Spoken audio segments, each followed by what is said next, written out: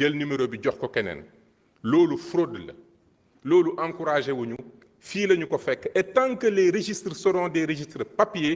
mënoo teg benn agent ci ginnaaw agent bu ne pour que agent boobu di bañ a def loolu c'est un problème et souvent aussi il faut que ñu wax ko élève bi day am ay di redoubler parents yi ci boppam ñoom ñooy jug démarcher pour am kayit boobu te même kayit boobu xam nañ ne baaxul ça aussi c'est une réalité xam nañ ne baaxul parce que numéro bi ñu jox sa doom na la leer na numéro jàmbur lañ jël te tôt ou tard problème bi day ñëwaat donc loolu tam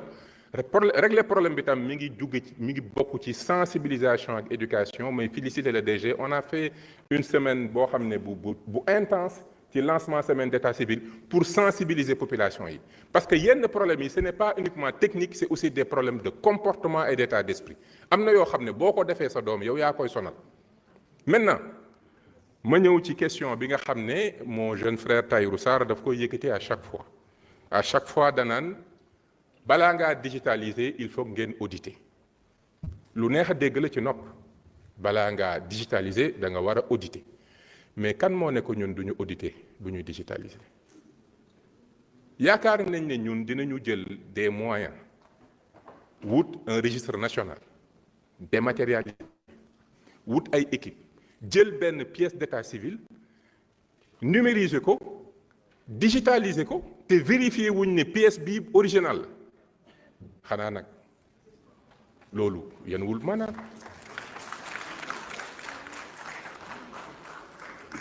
registre parce que nag digitalisation bi d'accord mais li ñu war a xam mooy d'abord travail d'archivage la et de restitution des registres c'est du sérieux registre bu ñu ñëw gis ne registre bi dafa yàqu dañ koy reconstituer te loolu xam-xam la reconstitution document yooyu ba noppi ñu vérifier ndax pièce bii baax na bu baaxee ñu door ko numériser door ko nag intégrer ci base donc la digitalisation intègre l'audit en même temps loolu il faut que vraiment une bonne fois pour toutes ñu nangu ne loolu mooy li nga xam ne man loolu laa fi fekk bi ma ñëwee dama dem ci centre bi nga xam ne moom mooy def la digitalisation toog ak agent yi dugg xool liggéey bi ñuy def ba mu leer ma ne bés bu ñu góorgóorlu ba 30 millions de pièces d'état civil yi aujourd'hui les 20 millions de pièces d'état civil dugg na ci système bi Sénégal nous sommes 18 millions de Sénégalais mais entre les naissances les décès et les mariages nous avons environ 30 millions d'actes 20 millions yi tey numériser nañ ko ba digitaliser ko mu des benn 10 millions boo xam ne buñ ko xasee dugal suñu pièces yépp ci système bu sécurisé bu audité lay nekk loolu foofu la défi bi nekk mooy nekkal bi nga xam ne ñu ngi mener ay négociations avec l'Union européenne parce que mooy suñu partenaire ci question boobu ba normalement nous devrions avoir les financements am na liggéey bu rëy bu ñu ciy def bu sottee incha allah dinañu continuer numériser toutes les pièces vérifier toutes les pièces numériser ko digitaliser ko intégrer ko ci base donnée bi may wax tam ne am nañ application mobile boo xam ne développé nañ ko pour que nit ki foo mën a ne même bu nekk yaa ngi Dakar sa pièce d'état civil nekk Diourbel ci application boobu mën nga ko demander loolu def nañ liggéey bi yëpp li ci des rek mooy loi bi may ñu mën a gérer les données d'état civil à partir des nouvelles technologies loi boobu faaw ñu andi ko fii ñu gën leen a leeral yéen députés yi ngeen voté loi bi su ngeen ko voté di ngeen gis ne dinañu mën a imposer toutes les municipalités ñuy utiliser le RNEC loolu tam lu am solo la parce que tey maire yu bëri da nga leen di gis ñoo xam ne mën nga leen a former mais comme amuñu obligation bi mën nañu continuer di jëfandikoo registre physique yi mais bu ñu demee ba loi bi jàll c'est un logiciel de gestion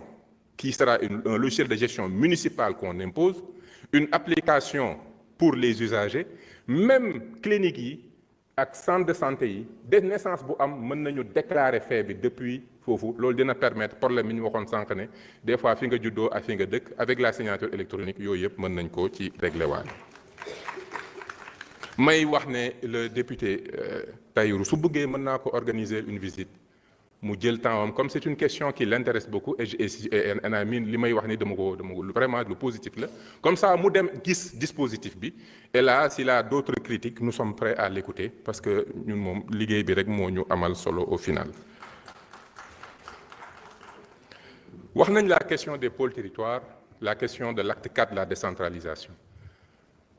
Vous savez, moi j'ai été conseiller technique en 2012 au ministère des collectivités locales acte 3 fii la ma fekk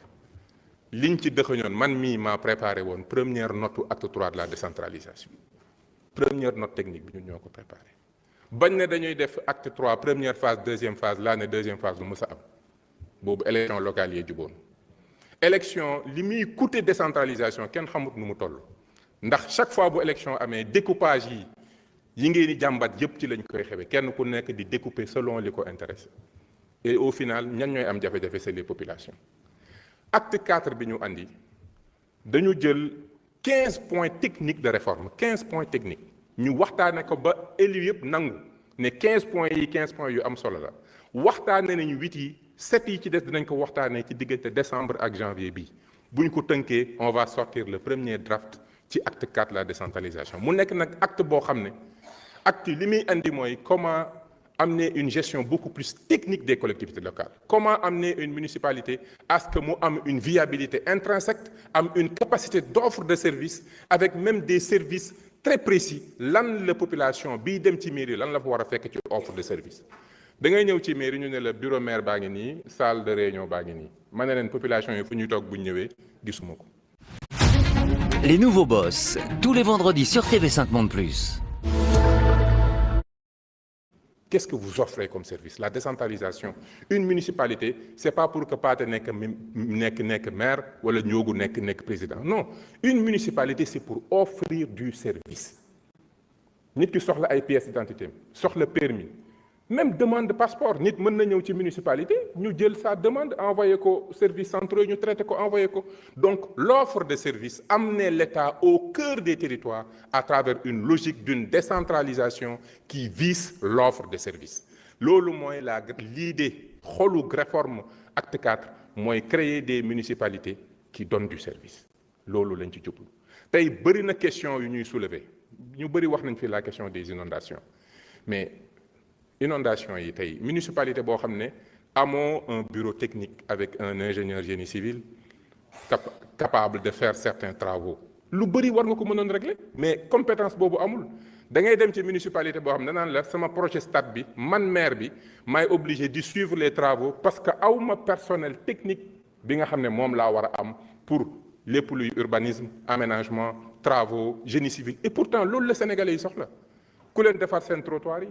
cadre de vie yenn petits travaux yu sew yi loolu normalement municipalité bu viable war na ko mën a def foofu lañ bëgg a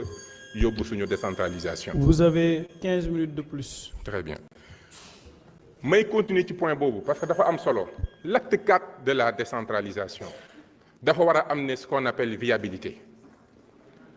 ma ñëwaat aussi ci question incohérence yi dafa lié. xam nga bu ñëwee ne ma diggante Mbacké ak Touba foog nga dimbali ñu délimitation bu loolu lu neex a dégg la te incha allah dinañ envoyé ANAT parce que ñaari communes yu viable loolu régler ko lu ñuy gaaw la. mais boo ma andilee ñaari communes yoo xam ne man quand j'étudie les deux communes je sais que ñaari communes yi d'un point de vue purement budgétaire taxawuñu mënuñu offrir service amuñu viabilité nga ne ma tàggaleel ñaar ñoo xam ne ñu ngi xeex mais tey seen ñooñu dañoo waroon a ànd xam nga kon loolu logique boobu du ma ko mën a topp. moo tax bi ñu fi toogee ba léegi ku ñu andil problème mu incohérence dañ koy jàngat bu dee communes yi mu concerné dañu ñu intervenir bu viableul nag dans le cadre de la réforme foofu laa doon jëm si dañu travailler sur la notion de la viabilité technique quels sont les fondements techniques de la viabilité municipale ban démographie nga soxla ban ñaata infrastructure nga soxla c'est pour que ce budget ce ressource nga mën a am lu doy lu loo mën a def investissement ñaata la war a toll ces questions techniques là qui permettent à une municipalité d'avoir suffisamment de ressources questions yooyu dañ ci liggéey ci base u liggéey boobu dinañ génne un rapport boo xam ne mooy porter sur lan mooy le fondement de la viabilité yan communes ñoo mën a viable ba noppi ñu andi notion wu même bu ñu naree def des communes yu mag bépp rayon de 10 000 habitants war nañ fa mën a def un centre de service administratif et d'état civil parce que le plus important pour les populations c'est pas que am ku dëkk seen village ku nekk maire mais mu am service bu fa nekk boo xam ne lu ñu soxla ñu jox leen ko c'est l'offre de service qui est l'élément le plus important liggéey boobu liggéey nañ ko jot nañ toutes les données techniques sur les finances sur la comptabilité sur la démographie sur les densités ñu ngi koy compiler di ko analyser te dinañ ko jébbal le premier ministre moom